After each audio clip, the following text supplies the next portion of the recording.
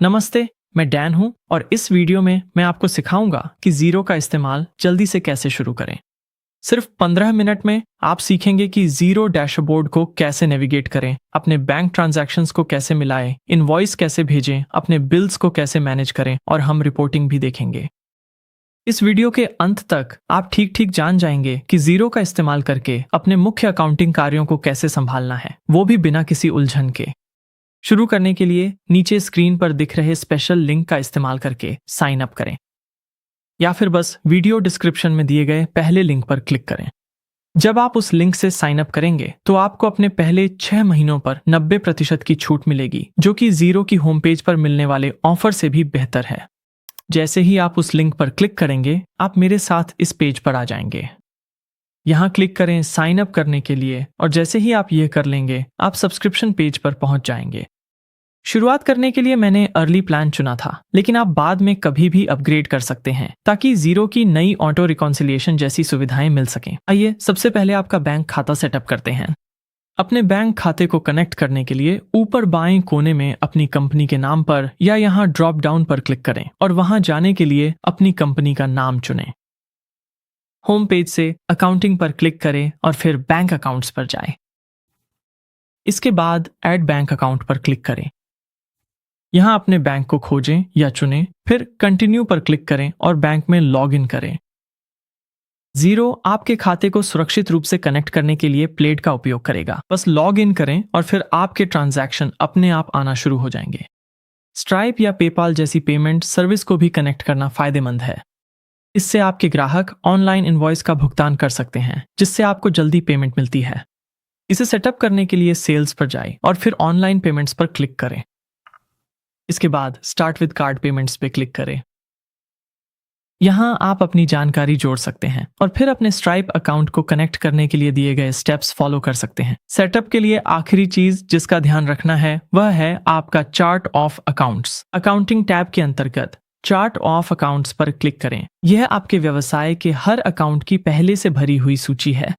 यह टैब सभी अकाउंट्स दिखाता है और आप एसेट्स, लाइबिलिटीज या अन्य ग्रुप्स में क्लिक कर सकते हैं। शुरुआती के तौर पर आपको यहाँ ज्यादा बदलाव करने की जरूरत नहीं होगी, लेकिन मैं आपको एक अकाउंट जोड़कर दिखाता हूँ ताकि आपको पता चले कि यह कैसे काम करता है। यहीं पर ऐड अकाउंट पर क्लिक करें। अकाउंट टाइप के लिए मैं इन्वेंट्री चुनूंगा। आप इसे एक कोड, नाम और विवरण दे सकते हैं। इसके बाद आप डिफॉल्ट टैक्स सेटिंग सेट कर सकते हैं और सेव पर क्लिक करें। सभी अकाउंट्स के तहत हम अपनी सूची में नया बनाया गया अकाउंट देख सकते हैं। अब जब सेटअप हो गया है तो चलिए डैशबोर्ड पर एक नज़र डालते हैं। ऊपर बाईं ओर जाएं और वापस लौटने के लिए होम पर क्लिक करें। ये जीरो में आपका होम बेस है। यह आपको एक नज़र में आपके व्यवसाय की स्थिति का त्वरित स्नैपशॉट देता है। मैं इस सेटअप गाइड को छुपा देता हूं और डैशबोर्ड पर जो आप देखना चाहते हैं उसे कस्टमाइज करने के लिए ऊपर दाईं ओर एडिट होम पेज पर क्लिक करें। यहाँ से आप इस टॉगल का उपयोग करके इन विजेट्स को छुपा सकते हैं और आप इन्हें बस घसीटकर अपनी पसंद के अनुसार पुनः व्यवस्थित कर सकते हैं। जब आप लेआउट से संतुष्ट हों तो डन पर क्लिक करें। या अगर आप कोई ऐसा विजेट जोड़ना चाहते हैं जो दिखाई नहीं दे रहा है तो फिर से एडिट होम पेज पर क्लिक करें और फिर ऐड विजेट चुनें। किसी भी विजेट पर आप रेडियो बटन को टॉगल कर सकते हैं। डन पर क्लिक करें और अगर आप नीचे स्क्रॉल करेंगे तो अब आपको यह विजेट जोड़ा हुआ दिखाई देगा। इसे लॉक करने के लिए डन पर क्लिक करें और अगर आप अपने डैशबोर्ड का उदाहरण डेटा के साथ प्रीव्यू देखना चाहते हैं तो यहाँ इस रेडियो बटन को टॉगल करें। ऊपर की ओर आपको जीरो का मुख्य नेविगेशन बार दिखाई देगा। इसी से आप इधर उधर नेविगेट कर सकते हैं। सेल्स टैब में आप इनवॉइस, कोड्स और पेमेंट्स मैनेज करें। परचेजेस से बाहर जाने वाले बिल्स और खर्चे संभालें। अकाउंटिंग में अपने बैंक अकाउंट्स और रिकंसिलिएशन देखें और रिपोर्टिंग में आपको अपनी सभी वित्तीय रिपोर्ट्स मिलेंगी। सबसे दाईं ओर आप इस प्लस आइकन का उपयोग करके जल्दी से नए आइटम बना सकते हैं। जैक्स जीरो का AI असिस्टेंट है और आप इसे यहाँ इस बटन पर क्लिक करके एक्सेस कर सकते हैं और यह मैग्नीफाइंग ग्लास आपको अपने कॉन्टैक्ट्स और ट्रांजैक्शंस में सर्च करने की सुविधा देता है। अब जब आपको यहाँ की जानकारी हो गई है तो चलिए बैंक रिकंसिलिएशन पर नजर डालते हैं, जो जीरो के सबसे महत्वपूर्ण हिस्सों में से एक है। ये दिखाने के लिए कि यह कैसे काम करता है, मैं जीरो की डेमो कंपनी पर स्विच करूंगा ताकि हमारे पास काम करने के लिए कुछ असली ट्रांजैक्शंस हों। ऐसा करने के लिए बाईं ओर अपनी ऑर्गेनाइजेशन के नाम के पास ड्रॉप डाउन पर क्लिक करें और फिर डेमो कंपनी चुनें। जैसे ही आप डेमो कंपनी देख रहे हो, वापस अकाउंटिंग में जाइए और बैंक अकाउंट्स पर क्लिक करें। यहाँ आपको चेकिंग अकाउंट दिखाई देगा जिसमें रिकनसाइल के लिए आइटम्स तैयार हैं। शुरू करने के लिए रिकनसाइल 29 आइटम्स पर क्लिक करें। बैंक रिकॉन्सिलिएशन वह तरीका है जिससे आप अपने खातों को सटीक रखते हैं। जीरो आपके वास्तविक बैंक लेन देन को बाईं ओर से दिखाता है और आपका काम उन्हें दाईं ओर जीरो के अंदर मौजूद रिकॉर्ड से मिलाना है। हर लेन देन के लिए आपको 3 सरल सवालों के जवाब देने होते हैं। कौन था, ये क्या था और क्यों। एक बार सब कुछ मिलान हो जाने के बाद आपकी रिपोर्ट आपकी वास्तविक वित्तीय स्थिति को दर्शाएगी। आपको 3 प्रकार के लेन देन देखने को मिलेंगे। जीरो ने कुछ विकल्प पहले ही मैच कर दिए हैं, बाकी के लिए वह सुझाव देगा और कुछ आपको खुद बनाने होंगे। आइए इन्हें एक एक करके देखते हैं। सबसे आसान वाले हरे रंग में दिखाई देते हैं। इसका मतलब है कि जीरो को आपके बैंक लेन देन और किसी मौजूदा रिकॉर्ड जैसे कि चेक या इनवॉइस के बीच सटीक मिलान मिल गया है। बस उन्हें कंफर्म करने के लिए ओके पर क्लिक करें और आपका काम हो गया।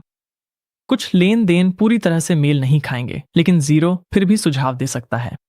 मुझे नीचे स्क्रॉल करके उनमें से एक ढूंढने दीजिए। इस मामले में जीरो प्राप्तकर्ता को पहचान रहा है और वह एक बैंक नियम सुझा रहा है जो पहले से सेट किया गया है। बैंक नियम बार बार होने वाले लेन देन को स्वचालित करने का एक शानदार तरीका है, ताकि आपको हर बार उन्हें मैन्युअली कोड न करना पड़े।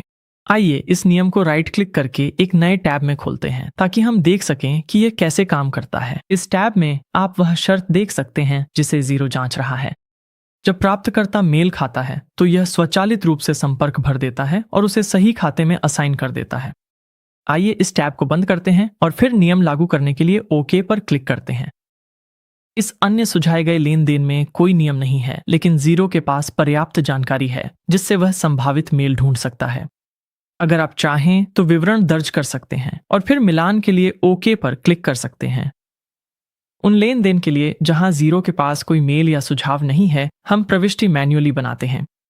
यहां संपर्क का नाम टाइप करें और यदि आवश्यकता हो तो आप तुरंत नया संपर्क यहीं बना सकते हैं। फिर यहां क्लिक करें और एक खाता चुनें। आप एक छोटा विवरण जोड़ सकते हैं और फिर मिलान के लिए ओके पर क्लिक करें। ये मैन्युअल प्रविष्टियां छोटे, एक बार के खर्चों के लिए आम हैं और समय के साथ जैसे जैसे जीरो आपके व्यवसाय को समझता है, ये प्रक्रिया और तेज हो जाती है। अब जब आप जान गए हैं कि अपने लेन देन का मिलान कैसे करें, तो आइए इनवॉइसिंग पर नजर डालते हैं। इसे करने के लिए मैं वापस अपनी खुद की संस्था पर स्विच करूंगा। तो ऊपर स्क्रॉल करें, फिर ड्रॉप डाउन में जाइए और अपनी संस्था चुनें।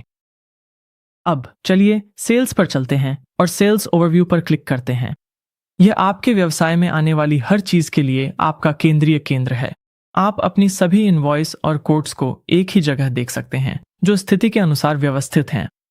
हम यहां से अपनी इनवॉइस बनाएंगे और फिर मैं आपको समर्पित इनवॉइस पेज भी दिखाऊंगा। न्यू के बगल में दिए गए तीर पर क्लिक करें और इनवॉइस चुनें। अगर यह आपकी पहली इनवॉइस है तो जीरो आपको इनवॉइस टेम्पलेट सेटअप करने के लिए कह सकता है।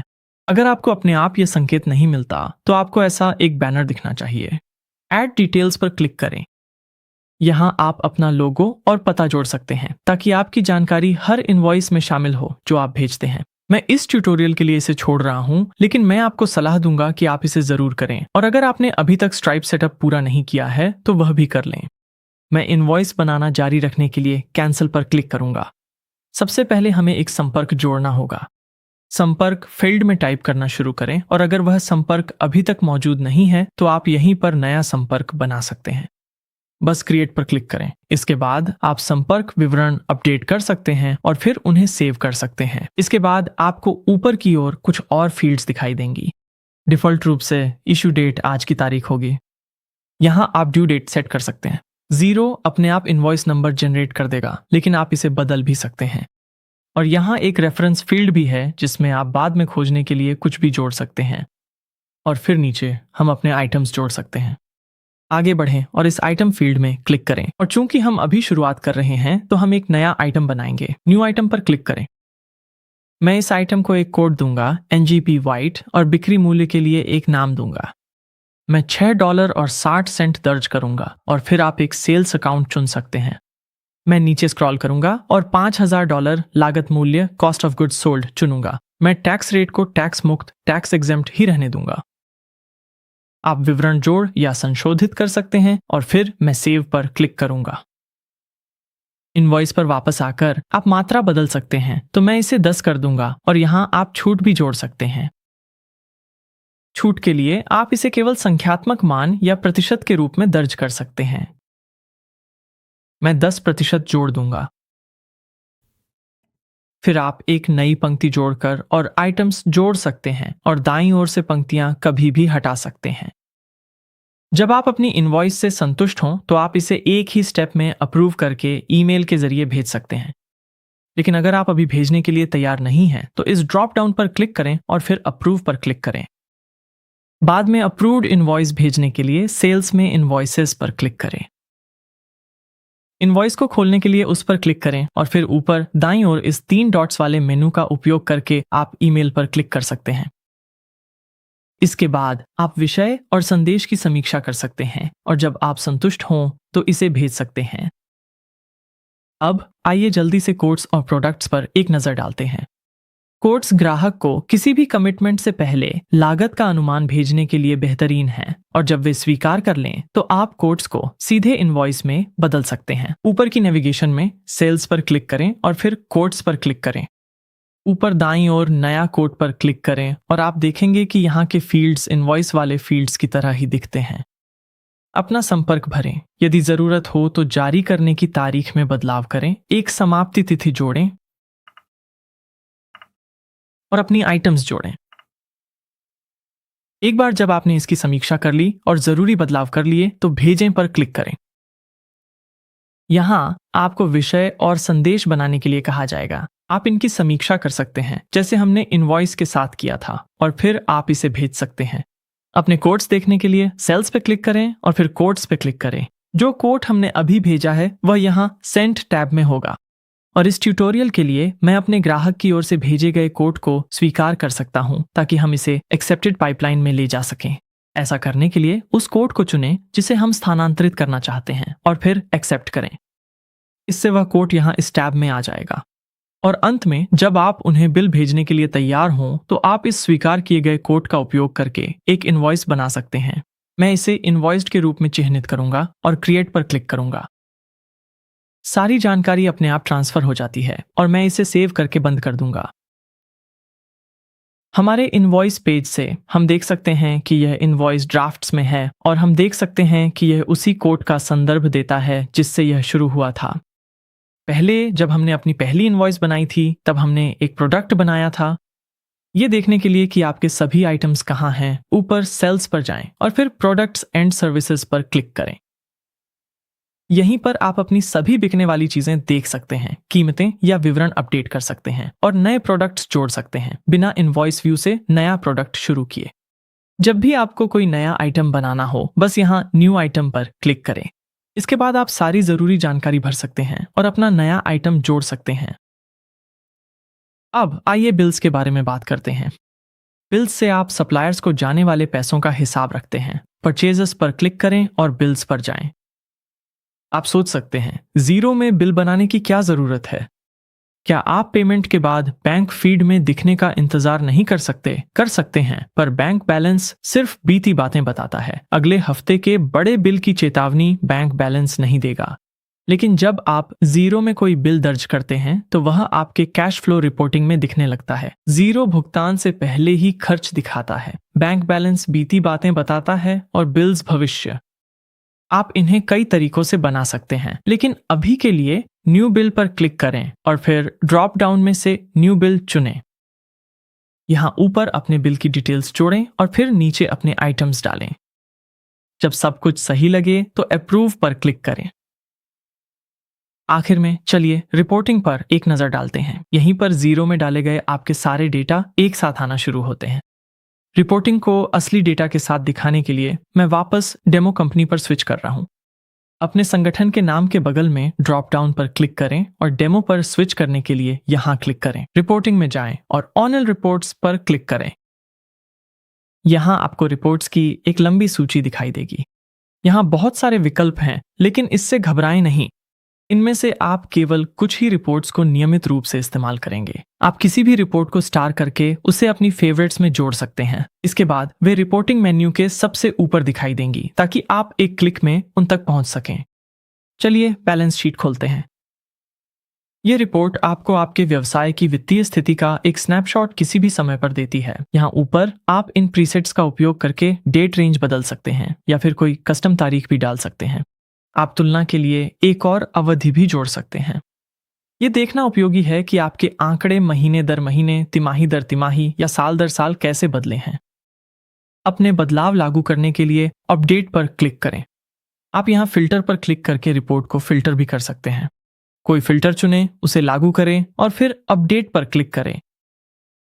आप देखेंगे कि डेटा बदल गया है और फिल्टर रिपोर्ट हेडर में दिखेगा। इसे हटाने के लिए बस X पर क्लिक करें और फिर से अपडेट करें। अगर आप रिपोर्ट का लेआउट बदलना चाहते हैं तो नीचे दिए गए एडिट लेआउट पर क्लिक करें। यहां से आप सेक्शनों को ड्रैग और ड्रॉप करके उनकी क्रम बदल सकते हैं और आप चीजों का नाम भी बदल सकते हैं ताकि वे आपके व्यवसाय के अनुसार हों। जब आप काम पूरा कर लें तो या तो लेआउट अपडेट करें या एडिटर से बाहर निकलने के लिए कैंसिल पर क्लिक करें और अपनी रिपोर्ट पर वापस जाएं। जब भी आपको ये रिपोर्ट साझा करनी हो, आप इसे हमेशा एक्सपोर्ट कर सकते हैं। एक्सपोर्ट पर क्लिक करें और इससे आपके सामने एक्सपोर्ट फाइल टाइप के विकल्प आ जाएंगे। और जब आपकी रिपोर्ट बिल्कुल वैसे ही सेट हो जाए जैसी आप चाहते हैं तो सेव एज के नीचे ड्रॉप डाउन पर क्लिक करें और कस्टम रिपोर्ट चुनें। रिपोर्ट को एक नाम दें और अगर आप इस वर्जन को डिफॉल्ट बैलेंस शीट बनाना चाहते हैं तो इस बॉक्स को चेक करें, फिर सेव पर क्लिक करें। अगर आप वापस रिपोर्टिंग और ऑन रिपोर्ट्स में जाएं तो आपको यह कस्टम टैब के तहत मिल जाएगी जब भी आपको इसकी जरूरत हो। इस तरह आपको ये बदलाव एक से ज्यादा बार कभी नहीं करने पड़ेंगे। यह जीरो रिपोर्टिंग का परिचय था। साइन अप के लिए डिस्क्रिप्शन वाले लिंक से पहले 6 महीनों पर 90% छूट पाएं। अधिक जानकारी के लिए मेरा विस्तृत ट्यूटोरियल देखें। इसमें और भी reporting, contacts, codes, purchase orders और बहुत कुछ शामिल है। उस वीडियो पर यहाँ क्लिक करें और मैं आपको वहां मिलूंगा। देखने के लिए धन्यवाद।